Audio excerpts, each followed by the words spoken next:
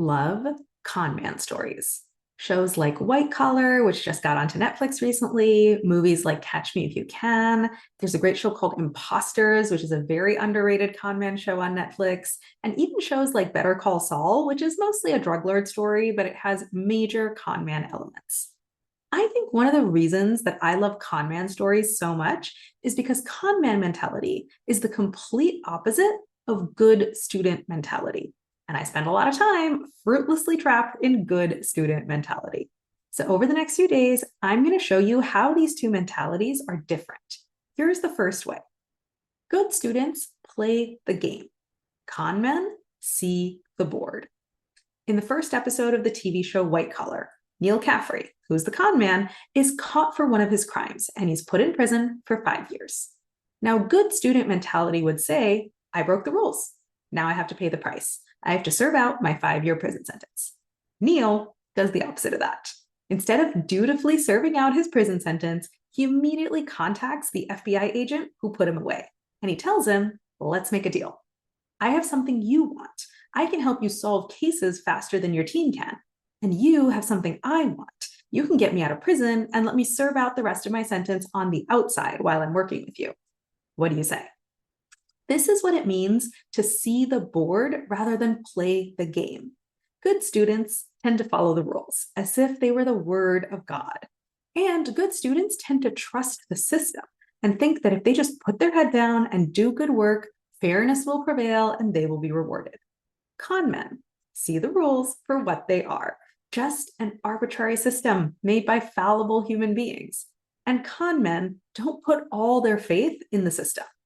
The system was made by people, after all, and people aren't perfect. People can be good or fair, but they can also be lazy, biased, short-sighted, self-centered, which means that systems can be that way too. So con men step back, see the board, and make sure the system works for them.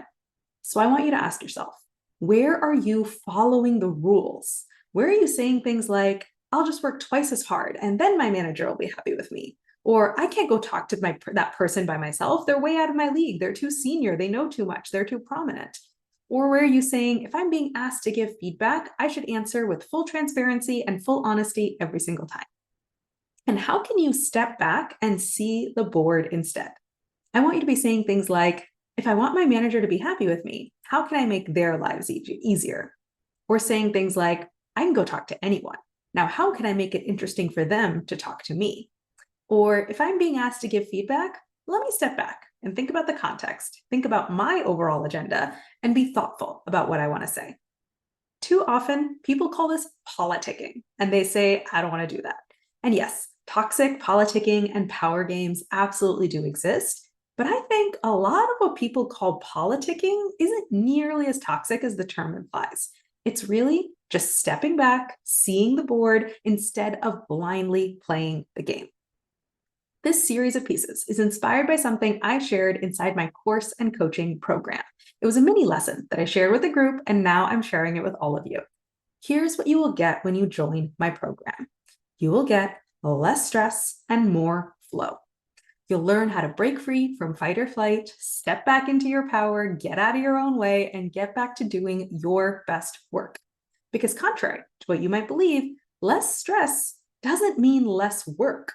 You might think that your stress is keeping you productive, but this is one of the first myths that we will bust inside the program. Your stress is actually preventing you from doing as much as you want to do, and it's blocking you from doing your absolute best work. You don't need more pressure, more urgency, more discipline, more deadlines. You need more flow. You need to learn how to consistently access the best, calmest, wisest, clearest-eyed version of you. That person already exists inside of you. You've accessed them plenty of times before.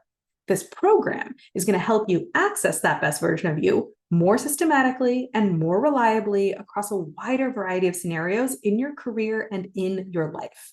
That's what more flow really means. The program is currently in pilot mode, and it's going to be available for everyone to join really soon. So I want you to go to the link above and join the waitlist today.